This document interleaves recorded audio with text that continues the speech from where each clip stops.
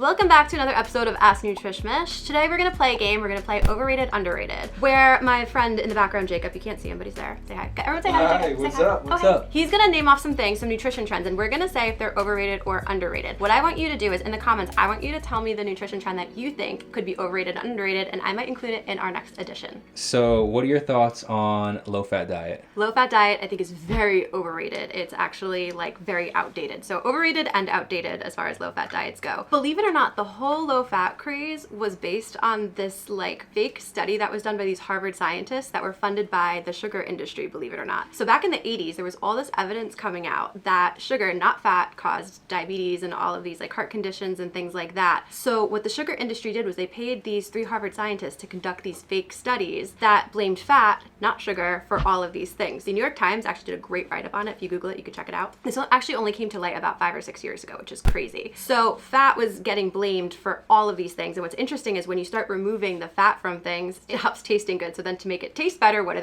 They add more sugar in. So this is a win-win for the sugar industry because it took the heat off of them and then it allowed them to use more of their product, which is crazy. Now we know sugar is more the culprit than anything, but high-fat things still have a really bad reputation. While fat is more calorically dense than protein or carbohydrates, what you want to make sure of is that you're including a lot of healthy fats in your diet. Just make sure you're watching the portions. So that would include things like salmon, avocados, olive oil, olives, nuts, seeds, things like that. They are really well known to help reduce inflammation, which is the underlying cause for every chronic disease in the book. So increase your healthy fats, don't be afraid of them, and low-fat products 9 times out of 10 are less healthy than their full-fat counterparts. Is gluten-free overrated or underrated? Gluten-free diet, I would say for most people, not everybody, but for most people, it is overrated. Gluten's actually just a protein that gets formed when you need wheat and dough and things like that. And it's what gives wheat and dough and bread its texture, what makes it fluffy. That's why gluten-free products tend not to have that great texture unless you toast it. Because it doesn't taste so great, a lot of times what companies do is they'll add more things into it so that gluten-free foods tend to actually be higher in calories than their gluten counterparts. Gluten does some interesting things. Now, obviously, if celiac, if you have a gluten allergy or gluten intolerance, then of course you shouldn't have it. And then a gluten-free diet is very properly rated, but so many people think that they should be eating gluten-free and that that's healthier when it isn't necessarily healthier for everybody. So there are 3 types of people. There's people with celiac, right? Now, if you have celiac, obviously you should stay away from gluten. That means you don't have the ability to process it. That makes total sense. The second type of people suffer from diseases that maybe cause inflammation, sometimes autoimmune diseases. Now, for some people, gluten does increase inflammation, as would dairy products, gluten, junk food, processed food, things like that. If you have that, you might want to limit how much gluten you're taking in, but you don't necessarily need to eat gluten-free. You just want to reduce foods overall that cause inflammation. So if you have celiac, you should avoid it altogether. If you have some kind of autoimmune condition or some kind of condition where you have inflammation, you might want to reduce your gluten intake. But then there are people that feel like they should cut it out just because it's trendy or somebody told them that they should. Those people don't necessarily have to worry about it so much. But I've also spoken to people who have cut it out and actually felt better, but they don't have any kind of prior condition. I find sometimes for those people, a lot of times what they're doing is they're cutting out the foods that were making them not feel so great in the first place. So you're cutting out a lot of junk food, you're cutting out a lot of processed food, so they feel better not necessarily because they eliminated gluten, but because they actually cut out junk food. I've heard a lot of things talked about where you should stop eating by a certain time. Is eating after 7 p.m. overrated or underrated? Underrated, sort of. So here's the deal. Your body has no idea what time it is. Your body doesn't know if it's 7, 8, 9, 10. It doesn't really know. What your body does know is when you start expending energy or when you're stopping expending energy. So all calories are, it's a unit of energy, right? So if you are, let's say, a nurse or a cop and you're working overnight, eating after 7 is not only good, it's necessary because that's when you're expending the most energy. If you're about to go to bed though, that's when it could be a problem. So there's no magical thing that happens at 7 o'clock where your body's like, everything gets stored as fat now. But if you eat a lot of food or take in a lot of calories or take in a lot of energy and then you don't expend it, it could very likely get stored as fat. So my suggestion is take inventory of how much calories or how much energy you're taking in after dinner right now and just try to reduce it. You don't necessarily have to be stuck to a specific time. So those are my opinions on those topics. Don't come for me in the comments, guys. But in the comments, I do want to hear what you want me to say, I think, as far as overrated, underrated with the latest nutrition trends. So make sure you say it in the comments and make sure you subscribe so that you don't miss the episode.